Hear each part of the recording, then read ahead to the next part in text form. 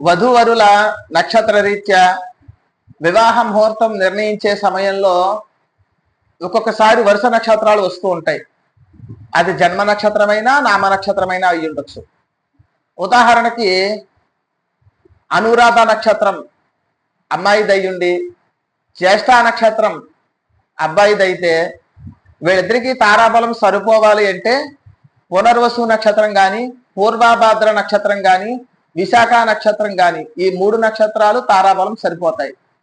అయితే ఈ 3 నక్షత్రాలు మనం పెళ్లికి పనిచేయవు, వివాహ ముహూర్తాలు కావు, పెళ్లిళ్ళు చేయరు.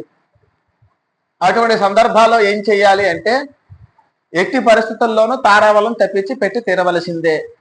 అయితే అటువంటి సందర్భాలలో అబ్బాయికి పెళ్లి కొడుక్కి జ్యేష్ఠ నక్షత్రం కాబట్టి జ్యేష్ఠ నక్షత్రానికి తారాబలం సరిపోయి ఉండి అమ్మాయి అనురాధ నక్షత్రానికి తారాబలం తప్పించవచ్చు. అది ఎలాగంటే ప్రథమం త్యాజ్యం, ద్వితీయం తృతీయం త్యాజ్యం, తృతీయం పంచమం త్యాజ్యం, నైధనం నిధనాయిషేత్ అనే శ్లోకం ఆధారంగా ప్రథమం త్యాజ్యం, అమ్మాయిది అనురాధ నక్షత్రం కాబట్టి ప్రథమ నవకంలో ప్రథమ నక్షత్రం అనురాధ నక్షత్రాన్ని వర్జించాలి. ద్వితీయం తృతీయం త్యాజ్యం, ద్వితీయ నవకంలో తృతీయ నక్షత్రం. ద్వితీయ నవకం ఎప్పుడు ప్రారంభమవుతుందంటే ఉత్తరాభాద్ర నక్షత్రంతో ప్రారంభమవుతుంది. ఉత్తరాభాద్ర, రేవతి, అశ్విని, అశ్విని నక్షత్రాన్ని కూడా వదిలిపెట్టాలి.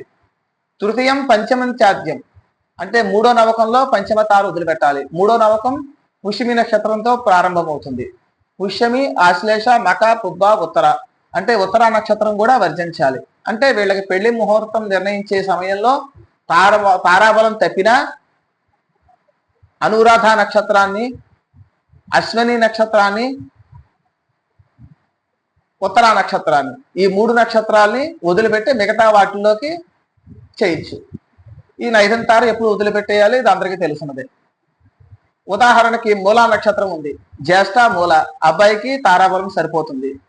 అమ్మాయికి అనురాధ జ్యేష్ఠ మూల, ప్రథమ నవకంలో 3వ తారైంది. ప్రథమ నవకంలో ప్రథమం వదిలేయాలి కానీ 3వ తారు వాడచ్చు. కాబట్టి మూలా నక్షత్రం వివాహానికి పెట్టవచ్చు.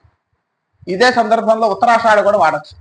అంటే జ్యేష్ఠ మూల పూర్వషాఢ ఉత్తరాషాఢ, అబ్బాయికి తారాబలం సరిపోయింది. అమ్మాయికి అనురాధ జ్యేష్ఠ మూల పూర్వషాఢ ఉత్తరాషాఢ, ప్రథమ నవకంలో పంచమ తారైంది. ప్రథమంలో ప్రథమం వదిలేయాలి కానీ పంచమం వాడచ్చు. ఈ విధంగా వివాహ ముహూర్తం నిర్ణయించవచ్చు. ఇదే సందర్భంలో ఇంకొక శ్లోకం ఆధారంగా స్త్రీనాం జన్మత్రయే శ్రేష్టం అని శ్లోకాధారం కూడా ఉంది. అంటే స్త్రీకి జన్మత్రయాలు 3 పనిచేస్తాయి అని.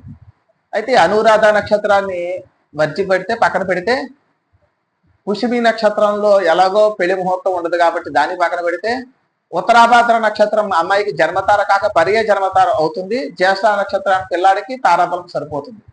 కాబట్టి ఉత్తరాభాద్ర నక్షత్రం కూడా వివాహం చేయవచ్చు. అనురాధ నక్షత్రం వాళ్ళ అమ్మాయిది అయి ఉంటే ఉత్తరాభాద్ర నక్షత్రం కూడా పెట్టి ఉండొచ్చు. ఇది శాస్త్ర సమ్మతము.